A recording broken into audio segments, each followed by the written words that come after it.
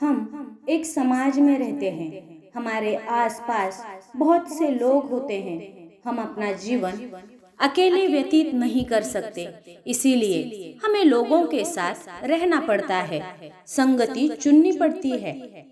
ये हम पर निर्भर करता है कि हम कैसी संगति चुनें।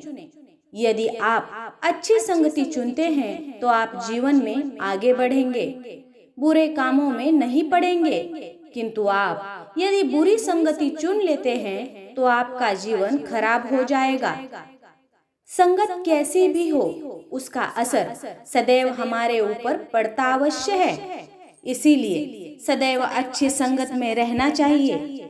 आप सबने सुना तो होगा ही, एक मछली पूरे तालाब को गंदा कर देती है।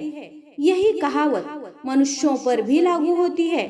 अच्छी सोच वाले व्यक्ति सदैव आपको आगे बढ़ने के लिए प्रेरित करेंगे और बुरी सोच वाले व्यक्ति आपको पीछे खींच लेंगे, आपको बुरे कामों में डालेंगे। इसीलिए ऐसे व्यक्तियों के आसपास रहिए जिनका व्यवहार अच्छा हो। ऐसे लोगों की संगति आपके लिए अच्छी साबित होगी। आइए आज हम एक कहानी सुनते हैं जिससे आपको पता चलेगा कि संगत का असर कैसा होता है और हमारे जीवन पर क्या प्रभाव डालता है। एक गांव में किसी आदमी के पास बहुत सी गायें थी। वह गायों का दूध बेचकर अपना गुजारा करता था। एक बार उनके गांव में कई महात्मा आए और वहां यज्ञ करने लगे और वो वृक्षों के पत्तों पर श्री कृष्ण लिख रहे थे। वह व्यक्ति रोज अपनी गायों को वह चराने ले जाता था। एक दिन एक गाय ने वह श्री कृष्ण नाम लिखा पत्ता खा लिया। शाम को जब सभी गायें वापस अपने बाड़े में चली गई, तब वह गाय श्री कृष्ण बोलने लगी। तभी सारी गायें उससे बोली, ये तुम क्या बोल रही हो? तो वह बोली, श्री कृष्ण नाम रूपी पत्ता मैंने खा लिया है। ऐसा लगता है ये नाम मेरे अंदर समा गया और मेरा अहंकार चला गया। ऐसा कहकर वह गाय श्री कृष्ण नाम जपती रही। सभी गायों ने निर्णय लिया कि इसे अपनी टोली से बाहर कर देते हैं।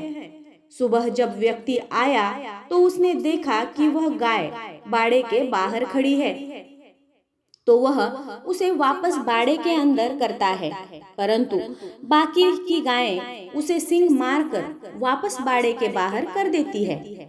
उस व्यक्ति को कुछ समझ नहीं आता कि सभी गायें इसे दूर क्यों कर रही है। इसको कोई बीमारी तो नहीं हो गई?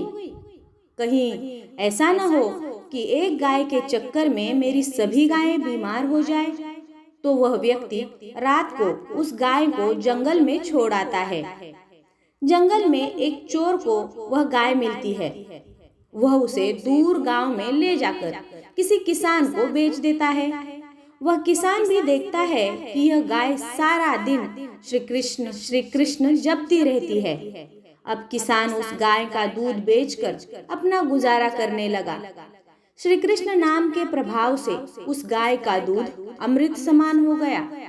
दूर दूर से लोग उस गाय का दूध लेने आने लगे और उस किसान के घर के हालात सुधरने लगे। एक दिन राजा के मंत्री वहां से गुजर रहे थे। तभी वह किसान के घर रुके तो किसान ने उन्हें उस गाय का दूध पिलाया। वो दूध पीकर मंत्री किसान से बोले, हमने ऐसा दूध कभी नहीं पिया। किसान बोला, यह तो इस गाय का दूध है जो सारा दिन श्री कृष्ण करती रहती है। श्री कृष्ण नाम का जाप करती उस गाय को देखकर मंत्री हैरान रह जाते हैं और वापस महल को लौट जाते हैं। उन दिनों उस नगर की रानी बीमार थी। कई वैद्यों के उपचार के पश्चात भी जब वह ठीक न हुई तो राजगुरु बोले कि रानी को तो भगवान ही बचा सकते हैं। तभी मंत्री ने राजा को उस गाय के विषय में बताया।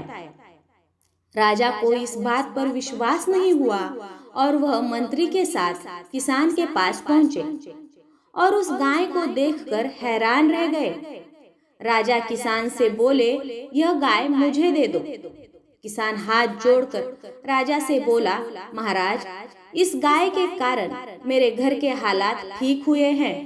मैं यह गाय यदि आपको दे दूंगा तो मैं फिर से भूखा मरने लगूंगा।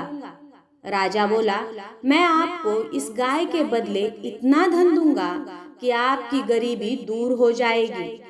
तब किसान ने खुशी खुशी गाय को राजा को दे दिया।